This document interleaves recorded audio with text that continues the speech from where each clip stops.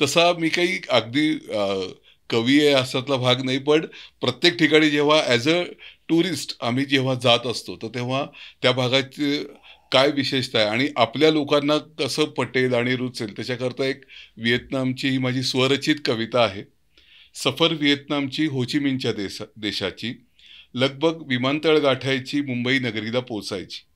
BG टूर्सची तयारी सारी, passport, visa, insurance, बॅकटॅगसुद्धा भारी.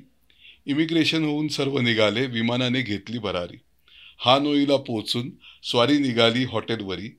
अर्ली चेक इन नाश्ता करूनी हानोई शहराची सफर निघाली.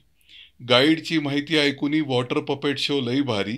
जेवण करूनी सर्व परतले हॉटेलवरी. अद्भुतरम्य हा लाँग वे, बोटीची सफर लई भारी. जेवण करूनी बेटे बघूनी नाचून गाऊन मजा करूनी सर्व झोपले सुखानी. कयाकिंग असो वा बोटिंग, रमणीय प्रवासाची सुंदर सांगता झाली. दनांगला घेऊन भरारी, रम्य नगरी, हॉटेल आमचे समुद्रकिनारी. आकाशकंदिलाचे गाव असे हानोई समुद्रकिनारी.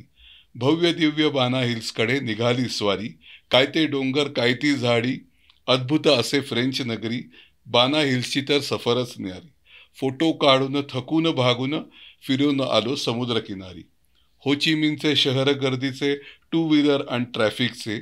त्रिभुज प्रदेशानं कूच टनेलची सहल, चिवट झुंजार इतिहास साक्षीने.